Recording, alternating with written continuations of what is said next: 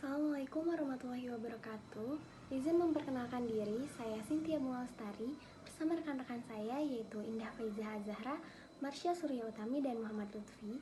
Pada kesempatan ini, kami akan memaparkan atau sharing mengenai magnesium.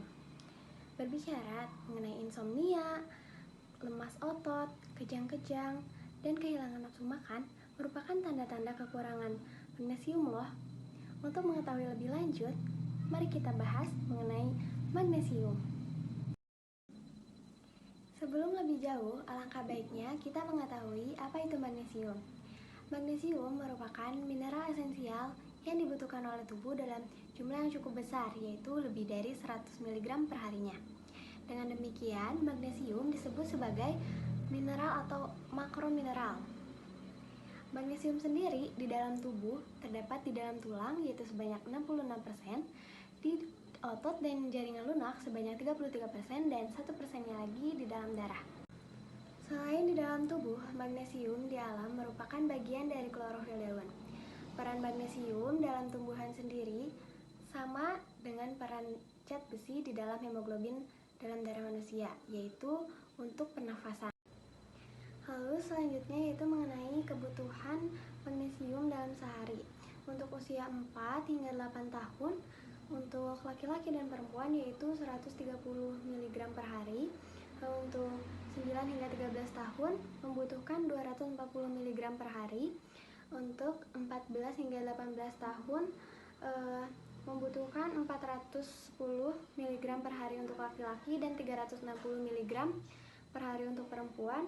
Untuk usia 19 hingga 30 tahun membutuhkan 400 mg per hari untuk laki-laki dan 310 mg per hari untuk perempuan. Dan terakhir untuk usia lebih dari 31 tahun membutuhkan 420 mg per hari untuk laki-laki dan 320 mg per hari untuk perempuan.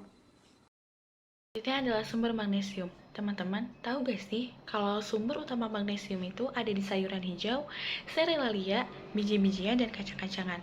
Oh iya, buat daging, susu, dan hasil olahannya juga banyak loh yang mengandung magnesium. Yuk kita bahas satu-satu. Nah, bisa dilihat di tabel tersebut bahwa dalam 100 gram pangan tersebut mengandung seperti biji-wijen mengandung 351 mg magnesium, kemudian ada bayam mengandung 79 mg magnesium, kemudian yang ketiga daun bit mengandung 70 mg magnesium, yang keempat ada kacang merah mengandung 164 mg magnesium, kemudian ada beras merah mengandung 39 mg magnesium, ada ikan salmon mengandung 95 mg magnesium, dan ada dark chocolate mengandung 228 mg magnesium, serta alpukat mengandung 50 mg magnesium.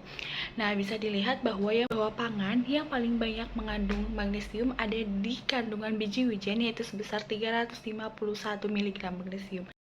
Teman-teman, tahu gak sih kalau magnesium itu memiliki banyak sekali segudang manfaat dan fungsi bagi tubuh kita? Yuk kita bahas sama-sama. Nah, yang pertama, magnesium itu bisa menjaga tulang kita agar tetap sehat loh. Lah, kok bisa? Nah, jadi magnesium itu berkaitan dengan kepadatan tulang. Nah, kekurangan mineral magnesium bisa menjadi penyebab osteoporosis loh. Nah, kemudian magnesium itu membantu dalam peraturan tingkat kalsium yang dibutuhkan oleh tubuh bersamaan dengan vitamin D, tembaga, dan mineral lainnya. Kemudian yang kedua, magnesium itu bisa mengobati nyeri punggung dan kram loh. Nah, kok bisa sih gitu? Jadi, magnesium itu membantu mengobati orang dengan sakit punggung yang parah dengan relaksasi otot-otot di punggungnya. Kemudian stres, ginjal, dan ketegangan otot. Magnesium juga membantu dalam penyerapan kalsium yang dapat menyebabkan penyembuhan tulang. Gejala kram di kaki serta kelelahan biasanya terlihat karena kekurangan magnesium loh. Nah, siapa yang suka merasakan kram? Berarti itu artinya tubuh kalian mengalami kekurangan magnesium.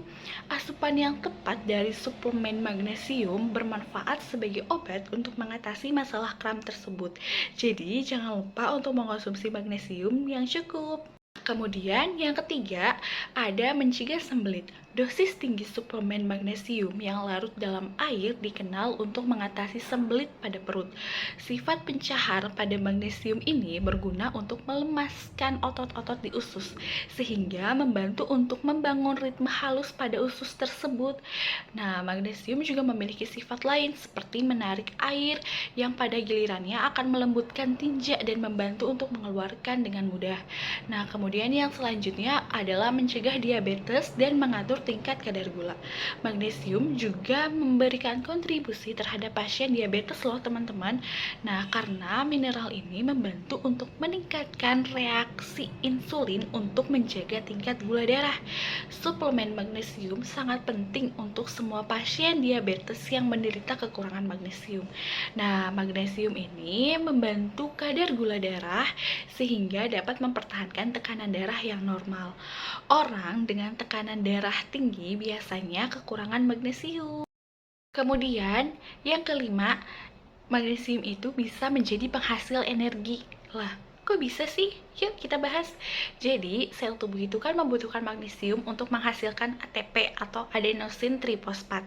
Selain produksi energi, magnesium secara langsung diperlukan untuk enzim pemecah glukosa. Nah, jadi magnesium ini mengendalikan produksi kolesterol dan membuat asam nukleat seperti DNA. Kemudian selanjutnya adalah membangun dan memperkuat tulang. Magnesium membantu tulang lebih fleksibel. Dengan demikian, tulang menjadi tidak rentan terhadap resiko kepadatan tulang. Kalsium kebanyakan ditemukan dalam tulang dan memberikan banyak kekerasan pada tulang. Sedangkan magnesium itu ditemukan terutama dalam struktur lembut seperti tulang matriks dan memberikan beberapa fleksibilitas tulang serta tahan terhadap kerapuhan. Nah, masih ada gak sih manfaat magnesium yang lainnya? Masih ada dong. Kemudian, manfaat selanjutnya adalah membantu enzim yang terlibat dalam pembentukan ATP. Tahap pertama pada proses glikolisis itu kan pengubahan glukosa menjadi glukosa 6-fosfat dengan reaksi fosforilasi.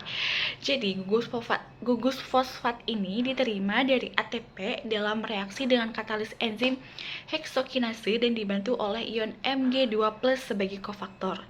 Nah, selanjutnya, manfaat magnesium adalah sebagai ion transportasi melintasi membran. Magnesium diperlukan untuk transport aktif ion kalium dan kalsium, seperti melintasi membran sel dan melalui peranannya dalam sistem transportasi ion. Magnesium mempengaruhi konduksi impuls saraf, kontraksi otot, dan irama jantung yang normal. Baik, selanjutnya adalah penjelasan bagaimana metabolisme magnesium dalam tubuh. Yang pertama ada tahap absorpsi magnesium. Magnesium diabsorpsi dalam usus halus menggunakan protein pembawa atau difusi pasif. Magnesium yang diabsorpsi adalah sekitar 40-60% dari jumlah yang terdapat dalam makanan yang dikonsumsi. Absorpsi magnesium pada orang sehat dipengaruhi oleh konsentrasi magnesium dalam bahan makanan dan kehadiran komponen pemicu atau penghambat dari absorpsi. Terdapat dua rute yang ada untuk penyerapan magnesium di sel epitel usus, yaitu rute transselular dan jalur antar.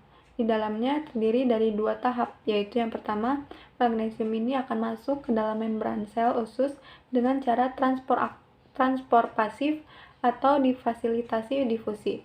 Kedua, sebuah magnesium pompa aktif di bagian basolateral sel akan mengusir magnesium. Selanjutnya adalah ekskresi magnesium. Ekskresi magnesium dalam ginjal hanya 2%.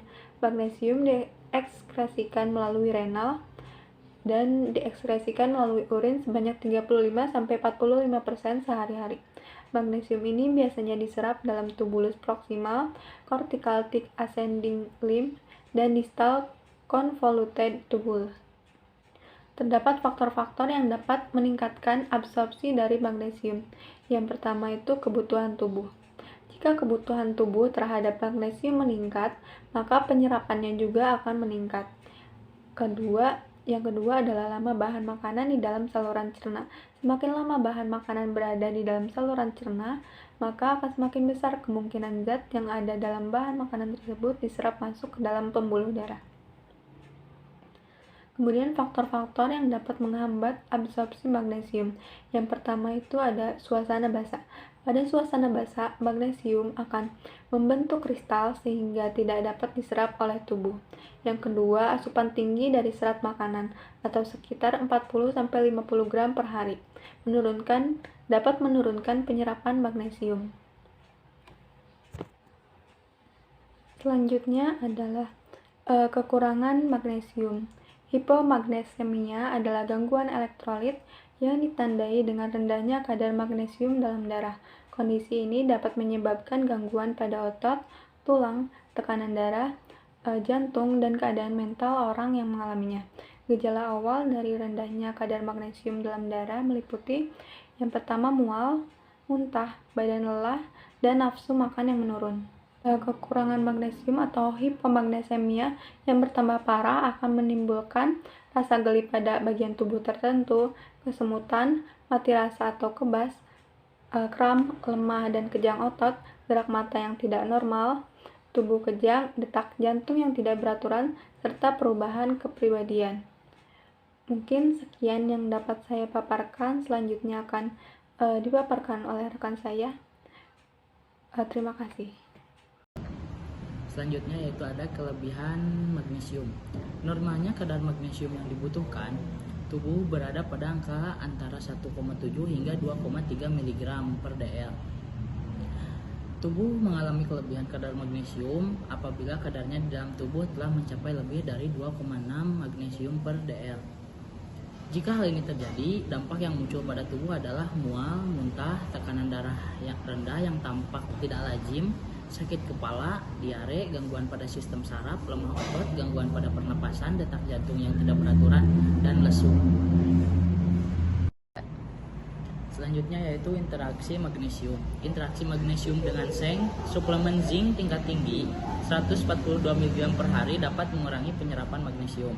Selanjutnya ada interaksi magnesium dengan kalium. Magnesium diperlukan untuk pengambilan kalium dalam sel, juga mengkombinasi magnesium, kalsium, dan potasium mengurangi risiko stroke. Selanjutnya itu interaksi magnesium dengan vitamin D. Suplementasi dengan vitamin D meningkatkan kadar serum magnesium terutama pada obesitas individu.